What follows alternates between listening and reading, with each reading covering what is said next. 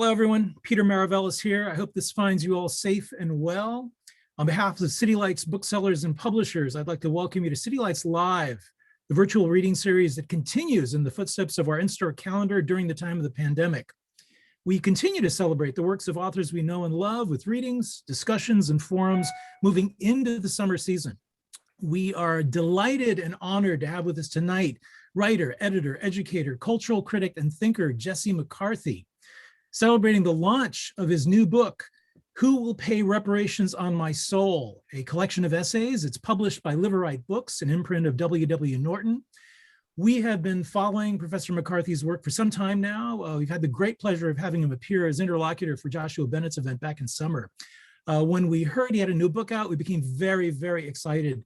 Claire Massoud at Harper's and Gerald Walker at the New York Times just gave the book some glowing reviews. I'm going to be posting links for you to check them out. So even if you purchase a book tonight, I encourage you to read them. They really capture the luminosity and the importance of Professor McCarthy's writing. His work eloquently and powerfully explores some of the central debates at the center of intersection of art, literature, and politics in the 21st century. Picking up an advanced reading copy of Who Will Pay Reparations, it was hard not getting excited. I mean, chapter after chapter, he really brings together such a beautifully layering kind of elements that, you know, just leaves you awestruck. I mean, it's a book of ideas. It's a book that challenges us. It's a book that doesn't shy away from complexity. And City Lights is really very happy to be celebrating the launch of it today. So to give you a little bit more background about our author, Jesse McCarthy is Assistant Professor of English and African American Studies at Harvard University. He is an editor at The Point and has written for N+1, Dissect, The Nation, and The New Republic. He makes his home in Cambridge, Massachusetts. Joining him in conversation tonight is Ernest Julius Mitchell. Professor Mitchell is a scholar of the Black Renaissance at Harvard. He studies the literary, religious, and theoretical aspects of modernist writing. His first book, under contract with Yale University Press, is a biography of the leftist Jamaican writer Claude McKay. He's also the editor of the forthcoming centenary edition of Jean Toomer's Cane. A third book project based on his recently completed dissertation is an academic monograph on the fictional and ethnographic works of Zora Neale Hurston. So it is really such a delight and an honor to have you both with us here today, gracing our virtual halls. Jesse McCarthy, Ernest Julius Mitchell, welcome to City Lights Live. Peter, thank you so much. We really appreciate this. So thank you for having us here in conversation. Thanks City Lights. It's a storied, incredible bookstore. We're still mourning the passing of Lawrence Ferlinghetti, but his work goes on, and we're happy to be here and be in conversation virtually with that legacy and with the aesthetic and political aftermath, right? The echoes of that long tradition. So thank you for that wonderful introduction. And Jesse, it's good to see you. It's good to be here. It's good to see you too, even if only virtually. Indeed, indeed. So yeah, man, I mean, this is, we're colleagues, but also old friends. And I think we want to stay a little bit informal here. So I'm really just curious, I've sort of seen this book develop at a number of different stages over the course of the time that we've known each other. And I wonder if I could just invite you to sort of talk for the audience right now about how you came to write this. There's a few different timelines that sort of circulate through the book. And I wonder if you could just sort of lay out for us how you came to write this as a first book, and how you see it kind of moving into the world. Yeah. Well, thank you for that. And, thank you for doing this, of course. And thank you also to Peter and the team at City Lights for giving me the opportunity to make this my first stop on the virtual book tour.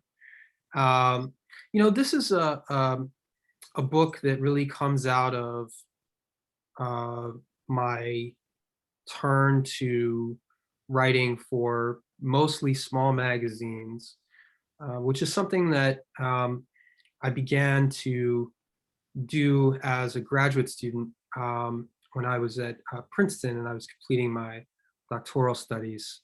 At the time, I was working on African American literature, mostly the 20th century, thinking about problems and questions of aesthetics and politics in the context of sort of that literary history, and how to make sense of some of the changes and shifts over time that we see. But it was also a time when we saw the rise, in some sense, of sort of newly energized and militant politics, the rise of the Black Lives Matter movement, Ferguson. It was a time of great intensity, and that reached campuses across the nation as well, of course. And I think partly it was a moment when I was thinking about what relationship, if any, the work that I was doing inside the university context and in terms of scholarship, how that connected to these other concerns that I also felt very deeply and wanted to, in some sense, attempt to address and make sense of. And I think, perhaps it's telling, there's always an autobiographical element to writing. And chronologically speaking, though of course it's not first in the collection, the earliest essay in this collection that I wrote, it was the first essay that I wrote that got published, was the essay Back in the Day. That was an essay that was really about exploring the kind of rather strange and particular circumstances in which I grew up.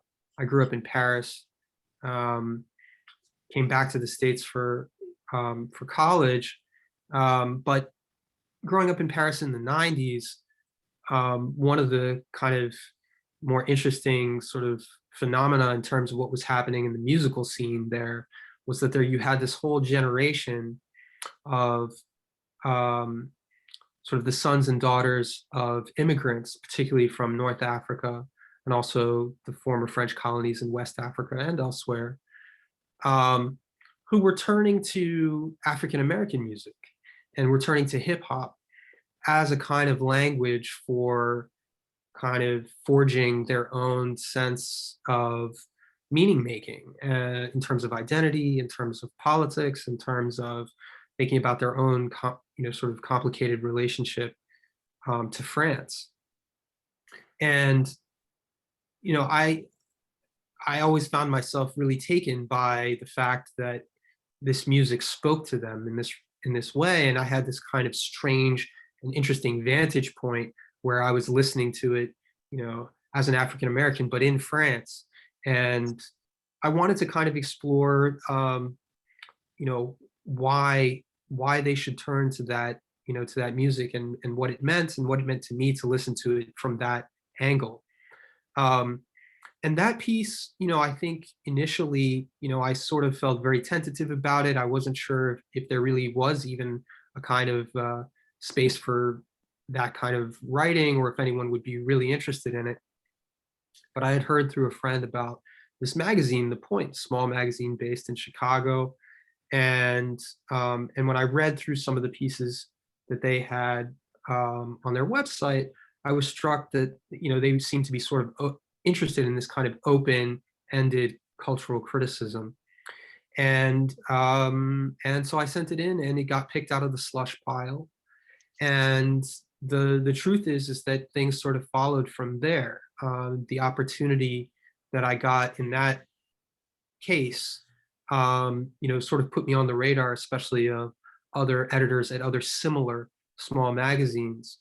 And I began to find myself in the position where I could sort of cultivate this thinking that was drawing on the concerns of that moment, and doing this, slightly different type of writing from the kind of writing and reading and studying that I was doing for my degree.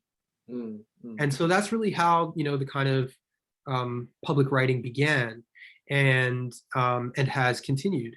And at a certain point,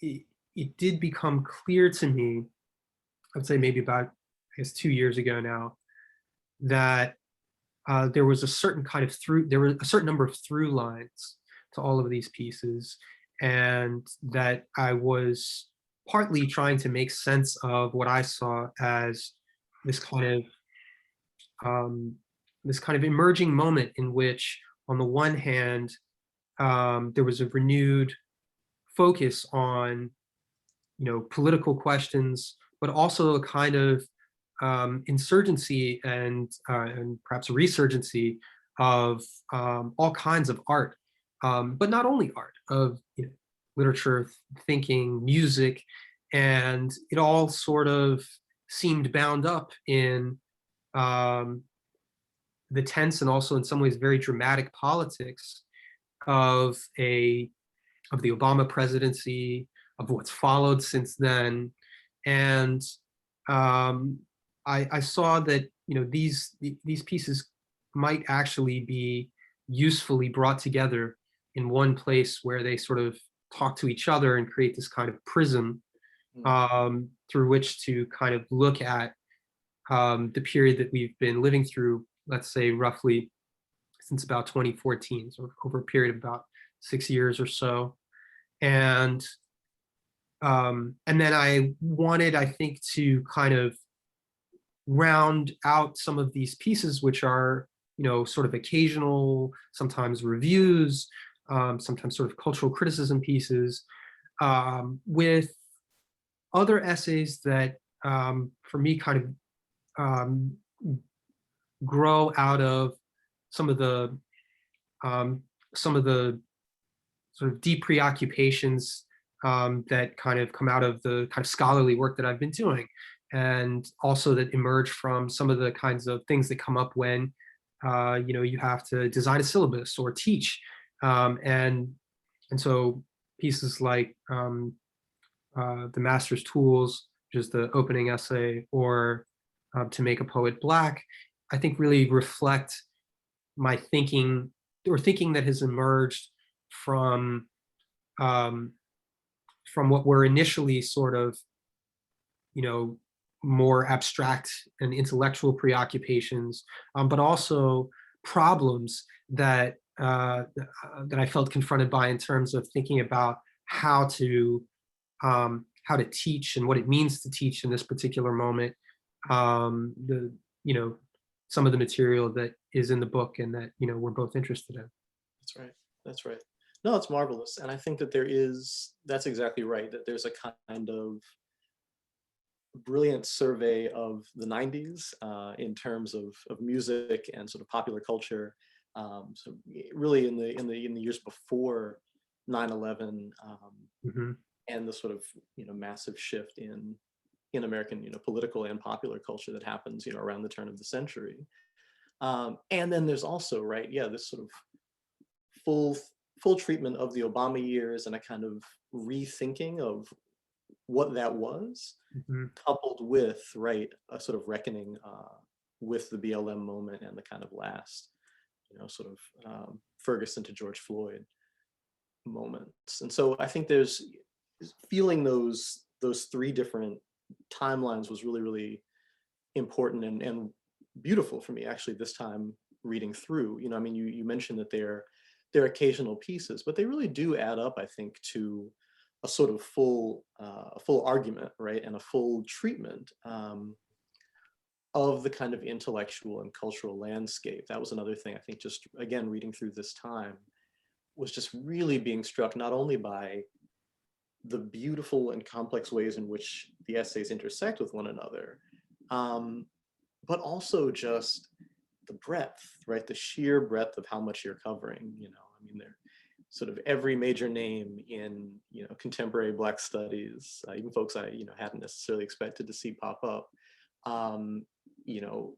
as well as sort of full engagements with Afro-pessimism. There's a full critique, right, with Fred Moten and Black optimism, right, with the work of Saidiya Hartman, and Toni Morrison. There's a real expansiveness and really an entire world, right, of scholarly work within Black studies, but also of work spanning really the history of Black music in our lifetimes and before, and what might be surprising for some, maybe outside of the Academy right now, but a really deep engagement, sensitive engagement with painting, right, with visual art, which, you know, for many people isn't necessarily the first thing that they think when they think, you know, Blackness and Black aesthetics, right? But, you know, there's been a sort of renaissance in Black painting and Black photography, as well as a, you know, sort of a burst of scholars writing on that right now. And so I think you're in very good company with Nicole Fleetwood and others right now. Yeah, and so I think that there really is, I was just incredibly impressed with how much it all hangs together, despite the fact that they were both occasional and written, you know, over a very wide stretch of time, relatively speaking. Also really impressive is the style of the book, I have to say. You know, as a fellow writer, there were just so many moments where I was like, man, how did he do that? Like, just from sentence to sentence, I mean, it really, the prose is just marvelous. It sings all the way through. I can't really, you'll have to buy the book for those at home. I think we're seeing in the chat, right? You know, reminders to buy your copies from City Lights. But I think really, really, in addition to the work that you're doing at the level of politics and ideas, the prose is just sparkling. I thought maybe now would be a good moment just to invite you to read a little bit from the book. If you have a passage maybe handy. Sure. Yeah. So I thought I might read a little bit from the introduction, and then, you know, later if we have time, I also had, you know, earmarked, you know, a little passage really from the conclusion, sort of, as it were, from the last essay. Yeah, I thought I'd just read sort of the kind of what amounts to essentially the last couple of pages of the introduction, in which, you know, I was obviously trying to work through what we've just been talking about and kind of the frame for the book, and thinking about what it sets out to do. And then, as so often as, you know, I'm fond of doing my close readings, and so it kind of segs into close reading of music. So I'll just read a little from that. Thanks. The title of this book comes from a chanted poem by Gil Scott-Heron that appeared on his 1970 album, Small Talk at 125th and Lenox. By pointing to the question he poses and the medium he poses it in, I mean to evoke the role that art, political thinking, and moral interrogation play in Black culture. Scott-Heron's question is not meant, as I conceive it, to prompt a single answer. On the contrary, I like it precisely because it is the kind of critical question that generates new and even better questions the more one ponders it. I'm convinced that this aspect of the Black experience is every bit as important as the necessary activism we must likewise engage in. The long and distinguished tradition of Black criticism, Black thought, and since 1968 of Black studies is an oxygen that must continue to supply the Black struggle, which in turn has kept the American experiment in democracy open against all those who have sought to constrict its vital force. We know that violence always threatens to hold our creativity hostage, but it is no less incumbent for ourselves, as much as for anyone else, not to allow the oasis, as Du Bois called Black culture, to dry up, or worse, turn into a mirage. I'm convinced the urgency of this role has become more acute, not less, as the crisis of Black life in this country persists. One reason for this is that the United States has increasingly become a technocratic oligarchy. The very image of a, quote, dusty desert of dollars and smartness that Du Bois warned against more than a century ago. This way of life has produced plutocratic fortunes unimaginable even a few decades ago. Services, goods, and conveniences circulate with remarkable ease and efficiency. Yet the costs are plain to see. Staggering levels of social anomie, political decay, and a frightening tolerance for inequality, injustice, and spectacular cruelty. As the poet Tongo Eisen Martin dryly observes, no matter what chaos is currently gripping the land, somewhere in America, the prison bus is running on time. These essays are for anyone who wishes to read them, but they are addressed in particular and very expressly to the younger generations struggling right now to find their footing in a deeply troubled world. If there's one thing I would wish for them to take from these essays, it is the basic premise that nothing is outside of our purview, that there are no limits to the ideas, realms of knowledge, creative traditions, or political histories that we can lay claim to and incorporate, and that the knowledge of the accumulated genius of our literary, intellectual, political, and religious traditions is crucial to determining a course, not only through the present crisis, but through those still to come. We know this is true because Black resistance has from the very beginning channeled itself through cultural and aesthetic forms and practices. Because these practices are always alive in us, we sometimes forget that a deep knowledge of the past and critical resistance in the present go hand in hand. One of the themes that runs through these essays is the need to look backward in order to move forward.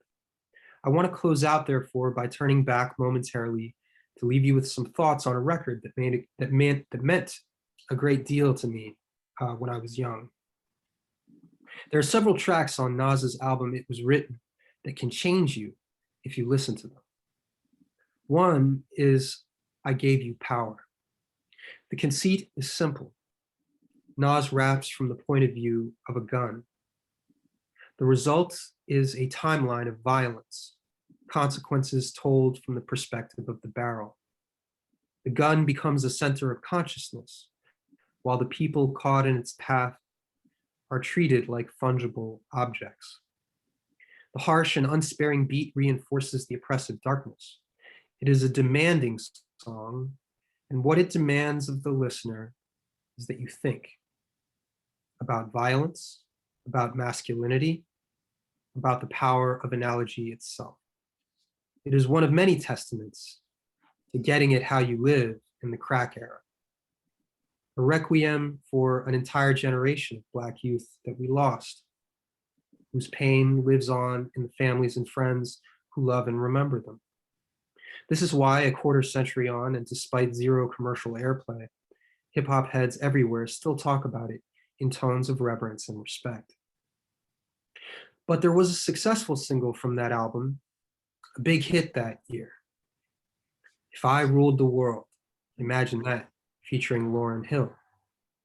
Yes, that's Fugees era Lauryn Hill in her prime, dazzling in hoop earrings and a sun hat, her choral harmonies floating over the tinkling homage to Curtis Blow and Houdini, the old school foundation under the mental elevation of Nasir's Africana utopia. Imagine that. Itself a bricolage of raw street knowledge and confected street dreams, colored by the Hollywood stardust of the 80s. Nas's charismatic flow, flashy Gambino suit, and fresh waves, suggesting, among other things, the terrible gulf between the real and the tantalizingly conceivable. Nas soaks up every inch of the beat with his trademark elasticity and range of reference, the punchy yet unstoppable flow, relenting only at the open windowsill of Lauryn's soaring voice. Her hypothetical refrain repeatedly points back to the verses, gazing at them with gentle wonder, as if Nas had placed each of his dreams in an iridescent soap bubble sent in her direction. Yet her own vision is not the same as his fleeting ones. She takes up an independent orientation when she sings the bridge. There at the threshold, or perhaps on the threshing floor, she invokes something still intangible but older and more enduring. The ancestral myth circulated among the American slaves that their people could fly, that some of them did, in fact, rise up out of the fields and return across the ocean to Africa. And then we'll walk right up to the sun, hand in hand. We'll walk right up to the sun. We won't land. Taken together, the seamless weave of ancestral past, social life in the present, and imagined future of an enlarged and inclusionary community at peace. The way to be, paradise like relaxing, Black, Latino, and Anglo-Saxon, represents a democratic vista that, however distant a horizon, is richer in some important ways than Whitman's, and more ethically impressive when one thinks about the conditions described in I Gave You Power that produced it.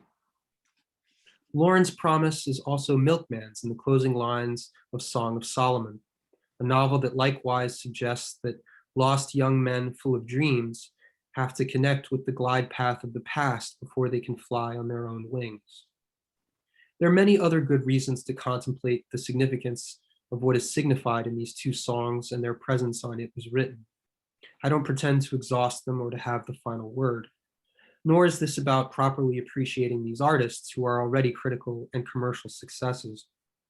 Rather, as with the essays in this book, I'm trying to seize the occasion of listening to do more thinking, to take up this material on its own terms and incorporate it in writing that doesn't leave anything out and hopefully gets at something new that we couldn't see before. This, at any rate, is the kind of thing I have tried to do. It is my conception of the direction our criticism should take. What Black critics and artists have in common is a self-defined understanding of responsibility to what the poet Robert Hayden, in his short ode, Frederick Douglass, calls, quote, this beautiful and terrible thing, needful to man as air. That thing is freedom. I am convinced that whenever one pushes the possibilities of form, something perhaps smaller than freedom, but like it in kind, becomes available to others. Every time one finds a new way to share culture, to value it for reasons beyond fleeting attention or narcissistic glow, new configurations of understanding and expression of underlying unity emerge. Free your mind and the rest will follow, as the women of En Vogue sang. The refrain is more than just a good hook. It is through acts of remembrance and flights of imagination that tradition conjures the future. That's how I wrap up the intro. Mm-hmm. Well, and I think, first of all, it's beautiful. And second of all, I want to think about how it's not just a wrapping up, right? But it's an opening up, right? Mm-hmm. Mm-hmm. And one of the things that's so brilliant about what you just read and about the rest of the book, right, is that it's never about closure for you. Mm-hmm. Right? It's always about opening a new door, opening a window, right? Mm-hmm. Opening a new wing, right? Into how we can think, into what we can be, how we can feel, right? Mm-hmm. So there's not a kind of ideological closure that you're seeking here. It's not about, you having the final word or about anyone having the final word, right? But it's actually about how do we open up these conversations, right? How do we bring more voices in? How do we allow more perspectives, right? How do we look at what we thought we knew and see it differently? Mm-hmm. Yeah, I think that's absolutely right. And, I think in a sense, one of the things that, is running tension through the texts and cultural and expressive creations that I'm interested in, specifically, let's say within the context of the US state, is that, Black culture has always formed the really kind of the core and the almost the glue that has, in some sense, held the sort of machinery, and I mean here kind of quite directly, sort of the capitalistic machinery of the country going. There's a certain kind of way in which Blackness and Black culture is actually a kind of lubricating force for American capital and always has been. And of course, that's very true, or perhaps most obviously true in popular culture, where the entire grammar for American popular culture fundamentally comes out of, minstrelsy. And I mean, anyone looking at the landscape of our popular culture today can still see how that's still the case. And so in a certain kind of way, there's this tension where, people are always kind of fearful and resentful, in many cases rightfully so, about the ways in which Black culture is, quote unquote, sort of co-opted and taken up by, the system, by, by corporate capital and interests. And, I think there's a way in which that's incontrovertibly true. And yet at the same time, it's also the same thing which is resistant, and the same people. In other words, the same people that make the system kind of work at its best are also the ones that produce the tensions and ideas and cultural energy that keeps a full enclosure from ever quite happening. And to me, I think there's that doubleness, this kind of pharmacon problem, where Black culture is both the poison and the cure, is something that I'm interested in, and that I think a lot of the essays are grappling with. But it's true that, at least in my view, the outcome of that, as it were, is not yet determined. And I do think that it's an ongoing process and an ongoing project. And one of the things that I'm always encouraging people to notice is the way in which it's so vitally crucial that these things be kept open, that we keep our concepts of identity, our concepts of what American culture is, our concepts of what the nation state is for, all of these things. There are many people who have fixed ideas about what these things should be. They would like to close it down. They have tried repeatedly throughout history to do so, but largely, in fact, or at least it's my view, they've failed. And there's an ongoing contest to see what the outcome will ultimately be. But I think that ultimately, one of the crucial roles of art, the artists, the humanities, and the sort of university context is precisely to keep before us that sense that we're kind of Promethean. We're still making this thing. We're still working on it, and we're building it out. And as long as we're doing that, it's not over yet. And that's actually crucial, because there are many people who would like to settle it along their own terms. And I think it's important we not allow that to happen. Yeah. No, and so it strikes me that there's a kind of, there's a politics, an ethics, and an aesthetics to that orientation of openness, right? And I think that you address it in different ways across the essays, right? Sometimes I find you speaking about it in the language of humanism, a kind of a deep commitment to the category of the human, what Blackness has to tell us about what it is to be human, how we may have misunderstood that in the absence of focusing on Black people and Black culture, right, and what they can contribute to that project. So I think I see it through the dedication to humanism, and there, you summon a range of thinkers, from Fanon to Toni Morrison, kind of think through what that's doing. And then I think, on the other hand, there's this question of dignity, right?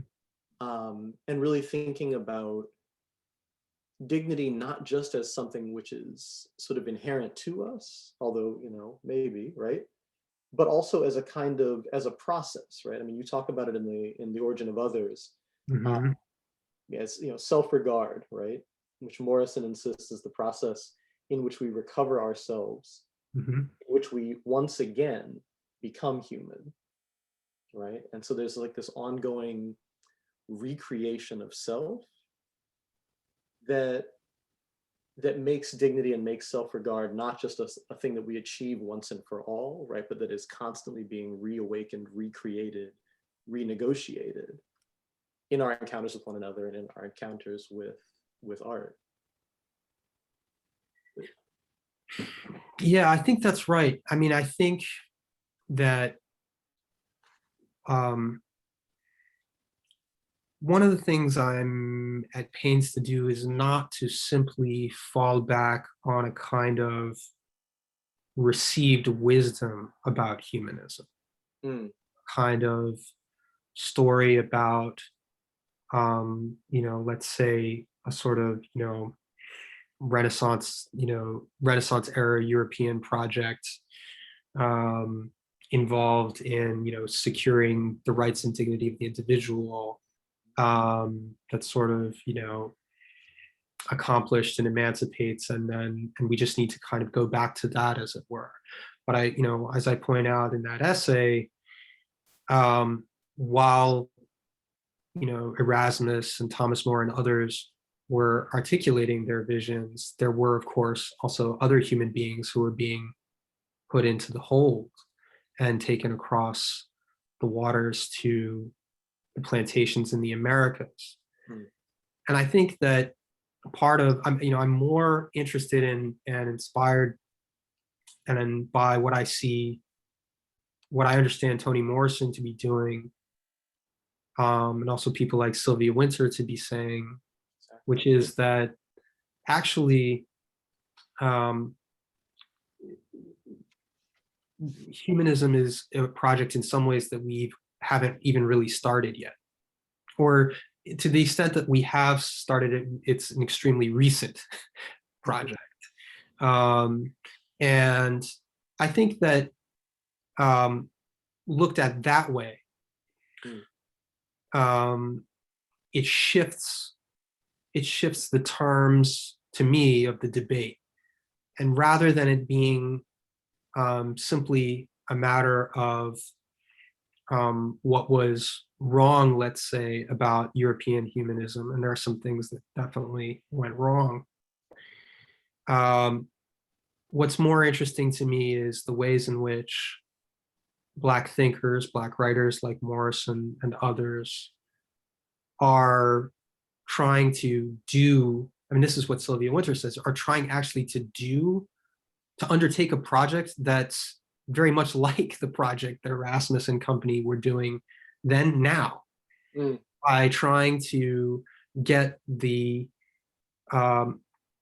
people to begin to rethink their relationship to other human beings, their relationship to labor, their relationship to inherited racial ideology, their relationship to ecology, to the natural world, all of which need to be fundamentally transformed, but also with the understanding that, and this would be the kind of humanist part, that transformation is actually something that we as human beings are capable of undertaking. Right? And so it's not merely a matter of waiting for the right thing to come along, but is involved in praxis. It's involved in making, and first and foremost in creative making of ideas, but also of creative expression itself, which is constantly, I think, pushing and forcing people to become uncomfortable with the rigid frameworks that they've inherited. And so I think that for me, it's not about falling back, going back to a kind of old sense of humanism. It's not about what I think are sometimes these sort of stuck debates over universals and universalism.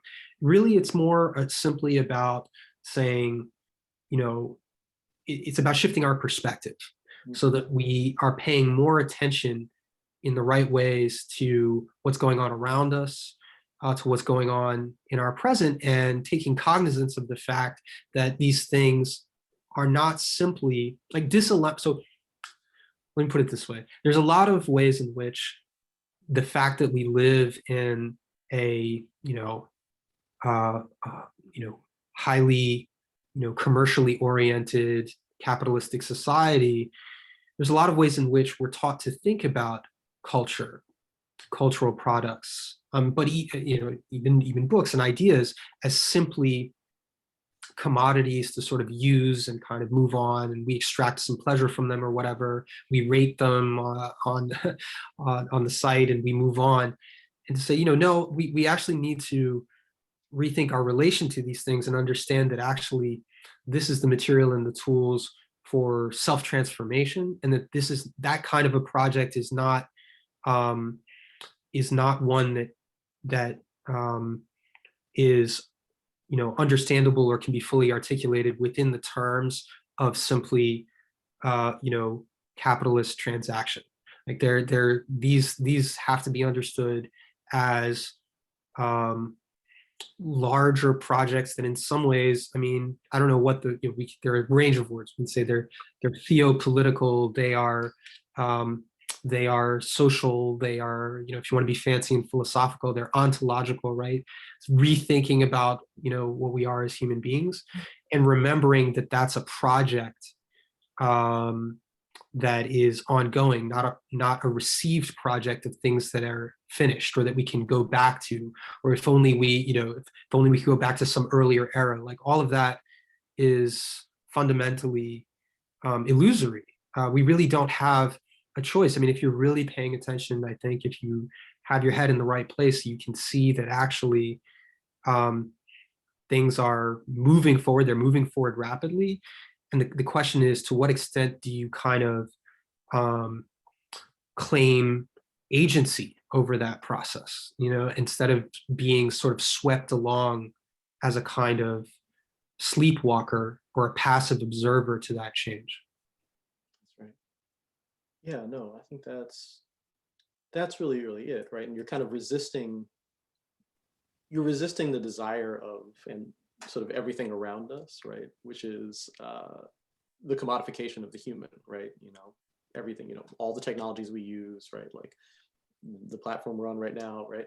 There's a way in which, life in the present tends towards commodification, above all of the self, right? And there's a real resistance of the commodification of humanity, as well as the commodification of the art object, right? I mean, one of the things that's really beautiful about the end of that piece, and we've been in conversation before about your essay on Venus and the Angel of History, and the way in that piece, right, that you're really pushing us to think beyond the kind of market value, right, of the work of art,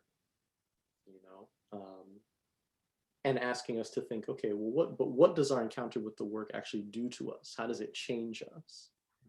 Right? How does encountering it, thinking about our encounter, and thinking about our encounters with it with others, right? How does the kind of social encounter with art, whether that's in a small classroom, or if that's in a museum gallery, or if it's in the club, once they're open again. How do these encounters with art and with others simultaneously change us? And what are not only the kind of the political acts that can come out of that, right? But what are the sort of philosophical implications of that, just of being together? Which I really, really appreciate in your work, actually, overall, right? Is that you place like an incredible value on what being together in a non-capitalist and sort of non-commodificatory way does for us and does for the culture. Yeah, and I think in that line of thinking, I'm profoundly influenced, by so many people. And we've already mentioned Morrison, Sylvia Wynter. I'd certainly say, Fred Moten. And the only thing I would say, is that I want to make clear that, that being together, we know happens under conditions of almost unimaginable duress. I mean, I think Fred Moten writes about this, so eloquently and so beautifully. But, when you think about what it means for human beings to be packed into the hold of a ship, to come from people who are, from completely different ethnic and tribal backgrounds. And that's deliberate, of course, right? And so that they can't conspire and don't share the same language, but then have to, but that paradoxically creates, right, the creative need for them to figure out how to communicate. That's right. And the experience of that togetherness under that extreme condition of capitalist objectification in the most extreme imaginable form, produces an effect, a resistant effect. And people are people. They never are actually slaves. They are enslaved, but they are not slaves, and they refuse complete objectification of their bodies, and the conditions themselves produce all kinds of energies and frictions and creative possibilities. Now, that doesn't mean that what comes from that is always very pretty, right? A lot of this, and this is where I think things get very complicated.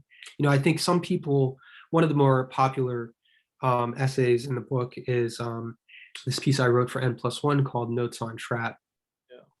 And so this is a piece where I was thinking about, a kind of more recent genre of music, kind of evolution in some sense from rap and hip hop of the 90s. And since I was someone who grew up as kind of, a 90s hip hop head, I found myself in this awkward position where I actually suddenly felt like, like the conservative elder or something, being like, oh man, what is this? What is this new? There's no, this mumblecore, there's no lyrics anymore. There's no art, there's no artistry anymore. And I had to question myself because it's like, well, why am I feeling? Let me step back from that for a minute. And instead of trying to judge this music, instead of falling into what I think too often happens, which is we get into this debate about whether, it's good for the community, it's bad for the community, these images are, degrading, or they are, emancipating, both of which I think are, well, they're oversimplifications. But rather than trying to judge the music, what I wanted to do was to kind of step back and ask, what is it that's new about this music, right? What is significant about it? What is it doing? How is it working? Why are people making something that sounds like this? And so I think for me, there's a sense in which, part of what I find is that, well, there's a profound kind of diagnostic power that I think the music has. So I'm not defending, the attitudes, the contents, much of which can be, described as, misogynistic, crass, materialist, so on and so forth. I would never deny any of that. But I also think that, I sort of asked the question, well, but where else in contemporary American life, in like what other cultural forms are we telling the truth about what it's like to live in America under late capitalism, under the opioid crisis, in post-crack epidemic, and where does that truth get expressed? And to the extent that this is a place where at least some truth or a certain version of that, certain expression of that truth is in a very unvarnished, very raw way being expressed, what does it mean if some of the ideology being expressed there is actually perfectly congruent with the way people think and talk on Wall Street, right?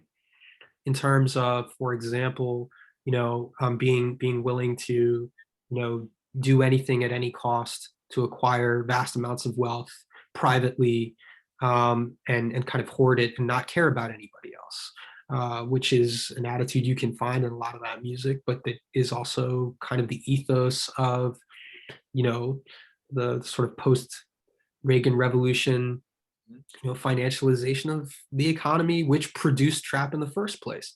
And so I think, these are the kinds of things I'm thinking about. But, it's also true that, you mentioned the openness. One of the reasons I eventually decided to use the kind of notes format, which I'm, borrowing, cribbing, if you will, from Susan Sontag's Notes on Camp, which was really a kind of revelatory spark for me. And when I read it and saw that I could apply it to this kind of exercise, was precisely that I know I can't hope to actually exhaustively understand or comprehend this form. I can only tentatively attempt to make some forays into it. And even in that process, it took me 2 years to write that essay.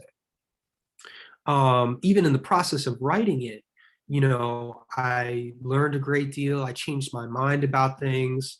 I came across Simone White's magnificent Deering, some of my own kind of positionality in terms of, she has a wonderful kind of critique in that book about the ways in which specifically Black male intellectuals have historically kind of turned to Black music, like jazz and free jazz and Charlie Parker and this kind of thing, to kind of do certain kinds of, rhetorical work.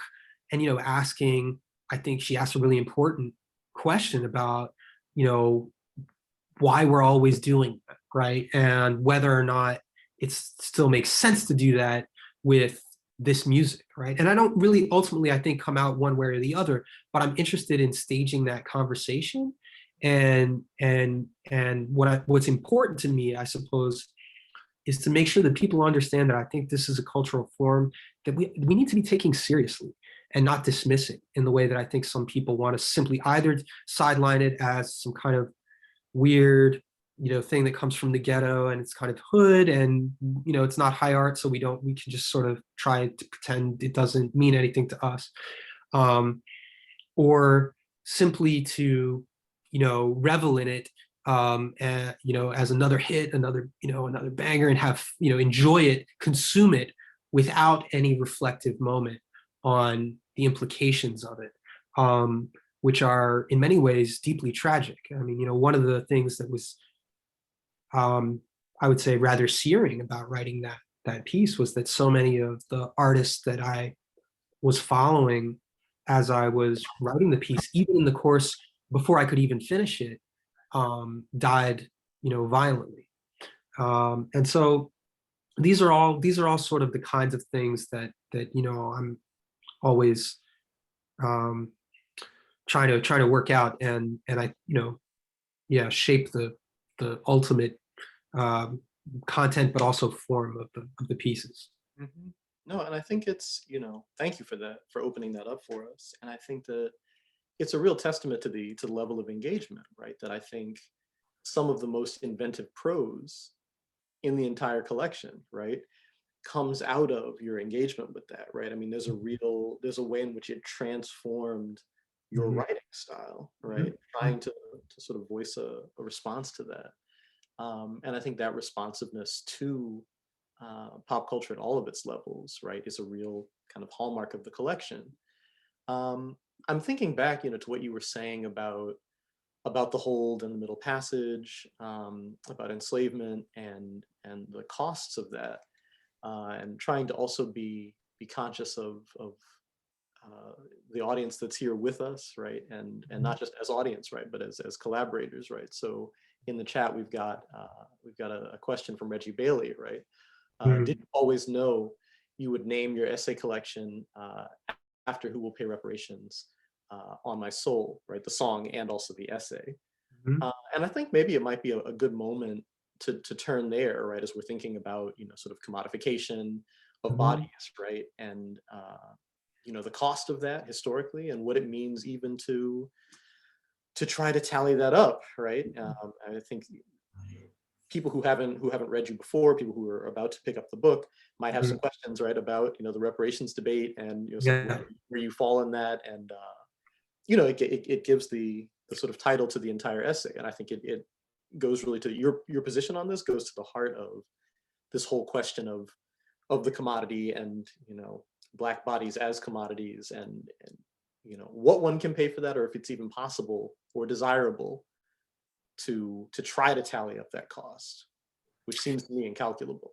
But I think it's important to take on, and the first thing I would say for to folks out there, if you're not familiar with the song by Gil Scott-Heron, do yourself a favor and look it up. It's easy, you can find on YouTube or whatever.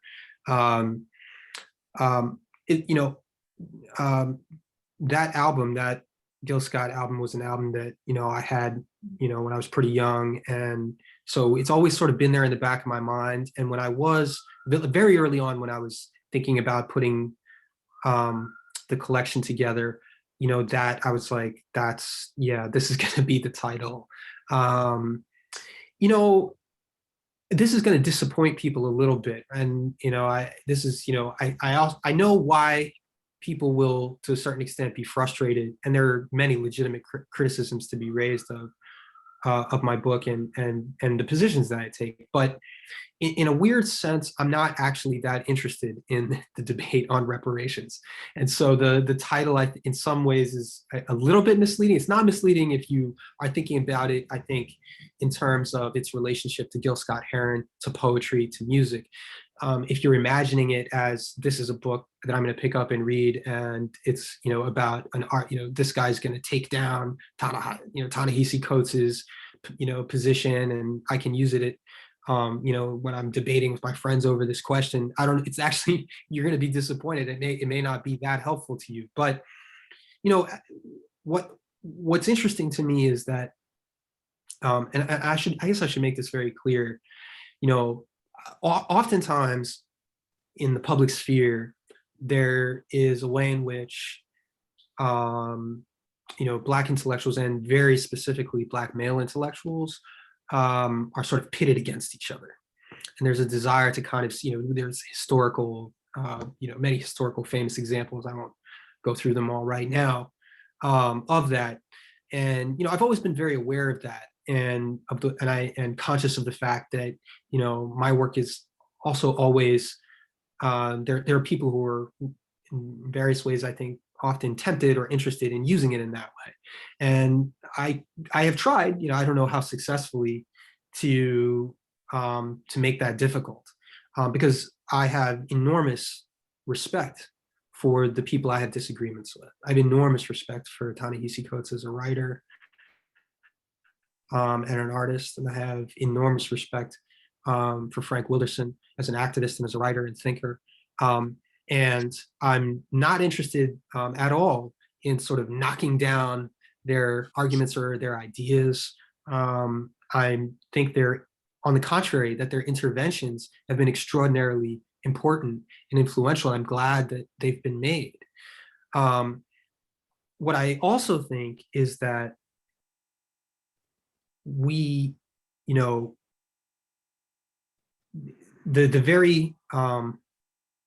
very usefulness of these interventions is not simply to lay down some kind of political line that we're all supposed to follow. It's precisely to have us talk about these things in really in-depth ways. And we are not all going to agree about some political strategy or some theoretical point. And that's as it should be. And in fact, it's a sign of, among other things, say, an academic field, that it's vital that there are serious and engaged and deeply felt arguments in it, right? And so, I think all of that is really important. When it comes to reparations, really what I'm interested in saying is that I think, I'm not actually necessarily, quote unquote, against the idea that there should be, some kind of material compensation. I mean, were it to come, in a lot of ways, that would be great. I'm extremely skeptical that that could or would actually ever take place. And I'm not particularly interested in taking up a position in the public sphere myself as someone who is sort of leading people on in the suggestion that, if they just hang in there, those checks are going to show up someday, because I don't think that they will. But in a sense, I'm less interested in that particular aspect than I am in what I would sort of think about as kind of the underlying logics at work. To what extent are these questions tractable? To what extent can we even begin to think about them in terms of fungibility, right? In terms of, cost in that sense. I mean, what is the dollar amount that you're willing to place on your ancestors? I mean, in my sense of things, it's not just that there's a kind of way in which even when you start to think about it in those terms, you start to recoil, I think, instinctively, but also that very feeling suggests actually the deeper problem, which was, this was the problem to begin with, that people put a price on human beings. And so it's that entire logic that really has to go. And it's really about thinking about what are the things you mentioned earlier, togetherness. What are the things that that are important in our lives that are fundamentally that are not amenable to transaction and that resist fungibility inherently. It's interesting. I wish I had actually known about this example when I was writing the essay, but it's something that came to my attention more recently. There's this kind of fascinating case of the Sioux Nation and and the Black Hills in the 1868 Treaty of Fort Laramie. William T. Sherman agreed to allow the Sioux to keep the Black Hills, which for them is sacred land. But after Custer's last stand, and in 1877, 1878, they broke their word, decided they found gold and stuff in it, and they just took it from the Sioux anyway. In 1980, the Supreme Court actually took up a case brought by the Sioux, and found that the Sioux, found in favor of the Sioux Nation. Yes, the U.S. government had broken this treaty and was therefore under obligation to the Sioux Nation. But what they adjudicated was that the U.S. state was obligated to pay the Sioux Nation reparations in a monetary amount, and they set the amount at just a little over $100 million. And the Sioux refused to take it. And that money was placed in a trust. It's now worth a little over $1 billion. I'm not sure exactly how much. It's still accumulating interest as we speak. And the Sioux have refused to claim it. And what they say is, listen, this land is sacred to us. You can't put a price on that. We're not interested in being given some kind of dollar compensation here. We want the land. There's some, and that's, that point, that attitude that there are some things that actually can't be repaired in the language that you understand for how repair works when you've broken something with people. That's the part that I'm interested in thinking about.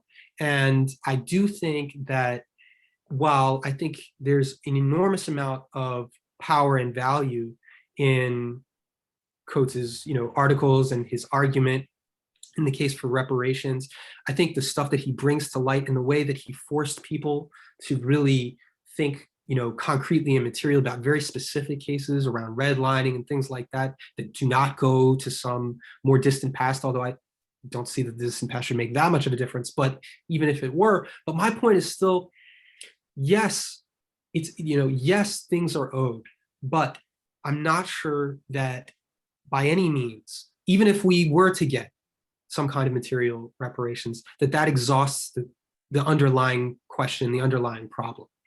And I do think that, for me at least, I think a lot about the question of politics and a certain perception of freedom, a certain perception of relationship, for example, to the law, under the rubric of non-domination, right?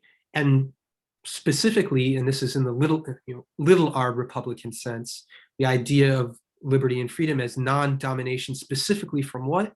From arbitrary violence, right? And arbitrary coercion, specifically by the state, which is, right, one of the, most searingly and immediately obvious aspects of racial domination that we're still contending with.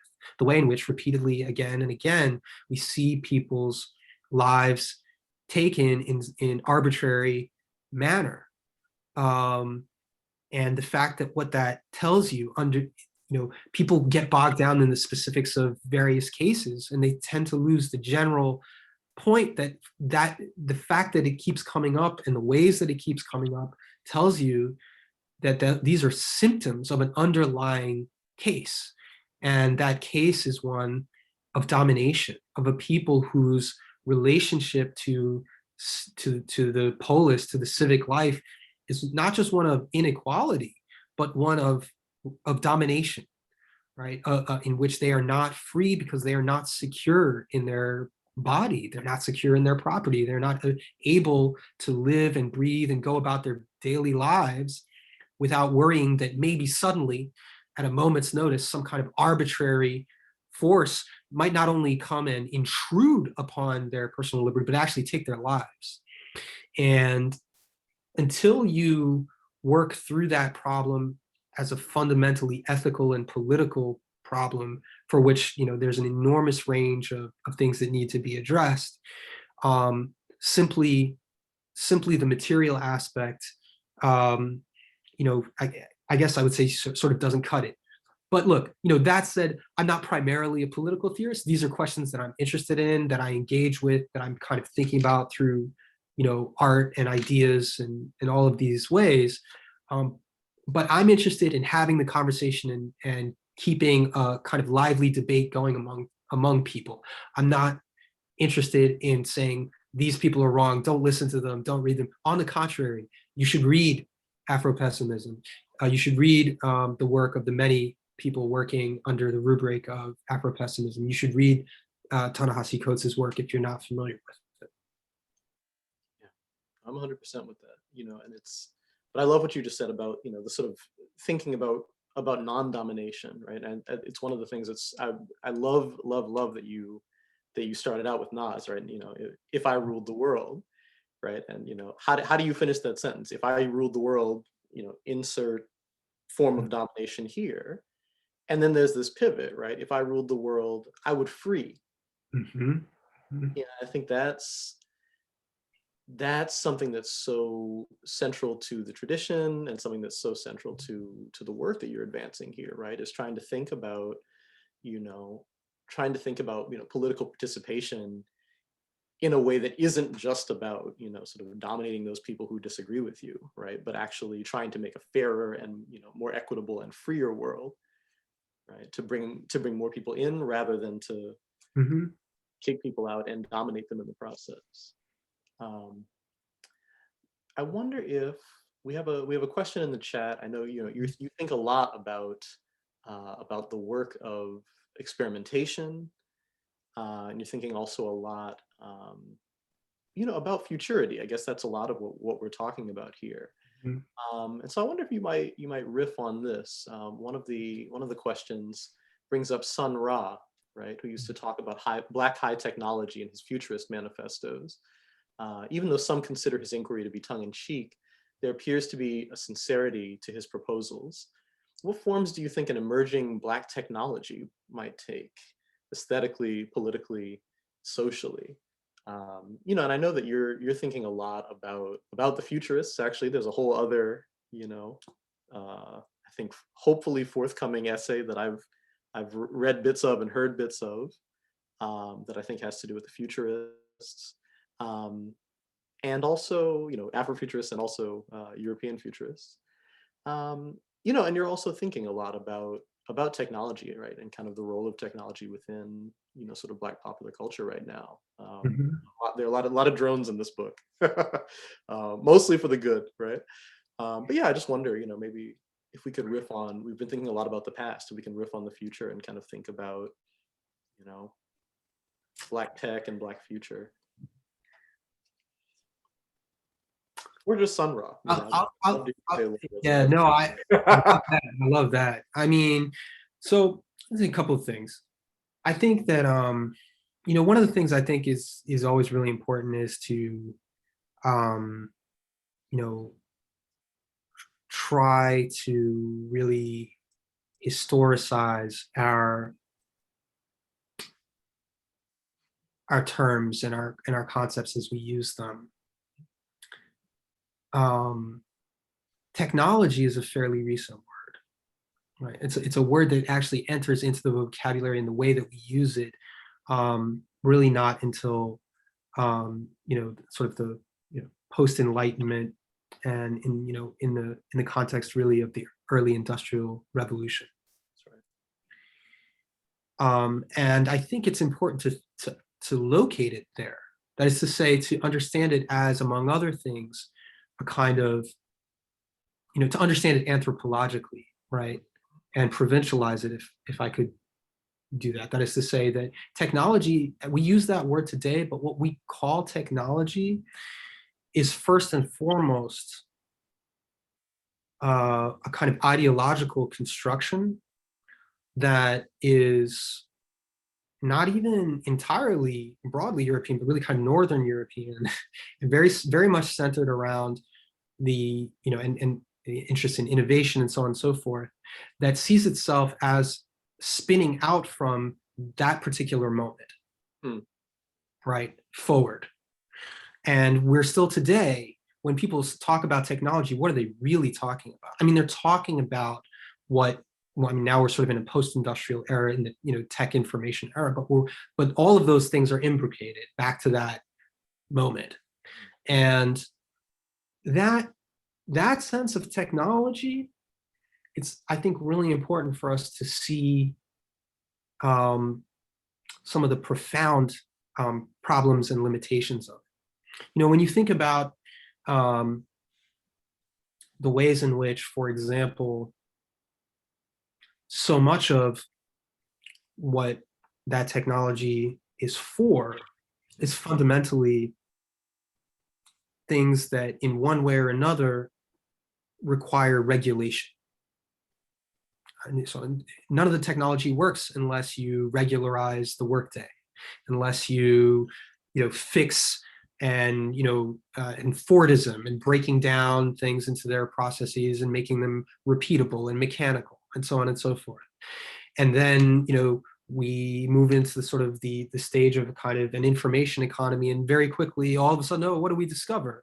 You read, Shoshana Zuboff. I encourage people to read her book on surveillance capitalism if you're not familiar with it. I remember when I read her work. You remember, what was that thing called? The Pokemon Go craze. You remember that? Yep. And I remember how frightening I found that moment to be, to like suddenly wake up and see all these people kind of blindly following this stuff, walking into the streets and stuff. But one of the things that Shoshana Zuboff points out is that people thought they were playing a game, but they weren't. I mean, actually, the folks who designed it were running a test to see whether or not they could implement, have the technology guide people to specific stores where they, and then to systematically, kind of check and see, how often when they arrived at a store did they actually, purchase something. And then you get kind of statistics on that, and then that allows you to like further program. I'm being circular. I mean, I'm kind of getting away, but my point is simply that in a way, we all already know, without even really being, we don't even really need to be told. We understand fairly intuitively, especially younger people understand that the technological forces that we're supposed to be so excited about are obviously extremely powerful, but also they're fundamentally tools of manipulation and manipulation of the human. And I do think that it's very interesting to think about how differently someone like Sun Ra conceives of that same term, technology. Right? That is to say that like there's no sense there that I would say in some ways, right, what he's hearkening back to, right, is asking us to think about what that term means, not actually in the future or in our future, but in our past. Like prior to the European Industrial Revolution, like what kinds of technologies people had when technology didn't mean that, right? When it meant other kinds of things, and not just other kinds of things, right? But other lines of development that could have been pursued, right? That might have been pursued in counterfactual worlds. And I think Sun Ra spent a lot of time living in counterfactual worlds in this world, which was part of, what made him so compelling. And yet the provocation, and he's always making this kind of very wry, sly way. His Bureau of Unemployment, and all of these things.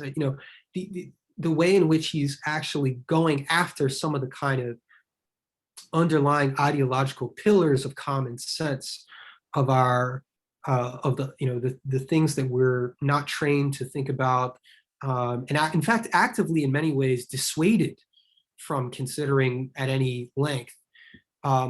These I think are to me what's most interesting about thinking about futurity and Afrofuturism and these things. And I don't mean this in a kind of, I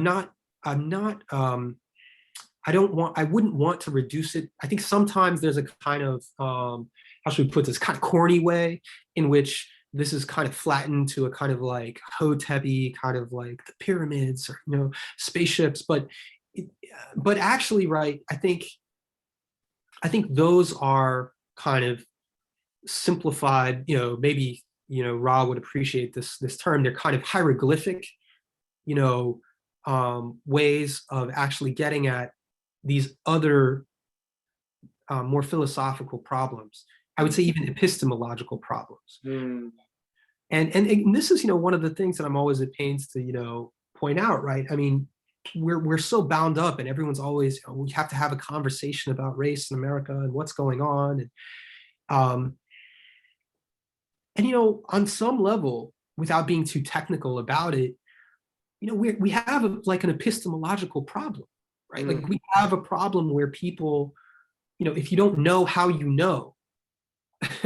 the world around you, then how can you even begin to address it?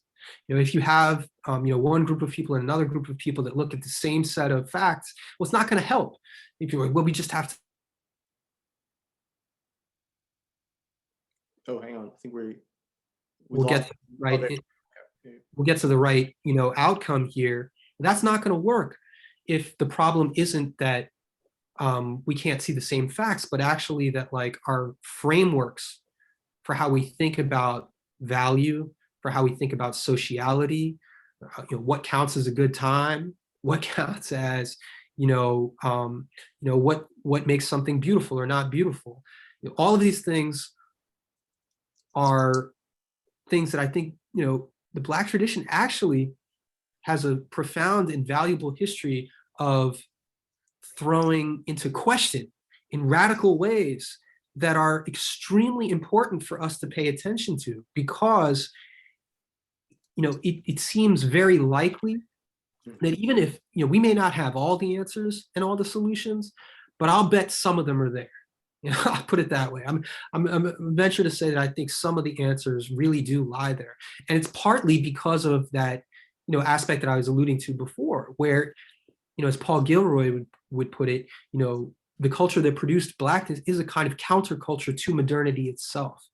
And so within it, it has this very vexed relationship where on the one hand, we are, as I say, bound up in the reproduction of capitalism. I like to say it's my kind of, it's a bit of a glib example, but Nike wouldn't have been anything without Jordan, right? I mean, we turned that into he turned that in some ways into a global brand. His artistry turned that into, into the powerhouse that it was. But at the same time, as I say, right, it's very obvious to everyone. And I don't even, there's a crisis that's unfolding in our streets as we speak. It's very clear to everyone that what is unfinished, still in tension, dissatisfied with the way things are, that's bound up in Black life and Black culture too. And so again, to me, there is this complicated question of the pharmacon. The pharmacon is the thing that is both the cure and the poison, right? And it can function as either and as both. That's it. Yeah, and I think that may be a good place to wrap up. I'd like to read back a moment from the open letter to D'Angelo. Right, you close that essay with a fragment of a letter to him, and you write, Fela Kuti said, "Music is the weapon of the future. Sometimes digging in the crates is where you find the new salvo, but we need you now for real. So do your thing. Be our bridge over troubled water. Your music gives us a glimpse of the world we want to live in all the time, of another life. It reminds us how beautiful the struggle can sound. And I think as we start to end, I'd like to just thank you for digging in the crates. There are a lot of deep cuts in this book, a lot of deep cuts, and I want to thank you for your music on the page, right? Which indeed gives us a glimpse of the world that we want to live in all the time, of another life, right? So thank you for that, and thank you for reminding us of how beautiful the struggle can sound. And to everyone out there, get out there, buy these books, support City Lights, local independent bookstores. Please do. And, get a copy of this and really hear the sort of music that Jesse is amplifying off of the streets, out of the galleries, and crafting into a new instrument, for us. Thank you for it, Jesse. Really do. Thank you, Ernest. I really appreciate it. This has been great.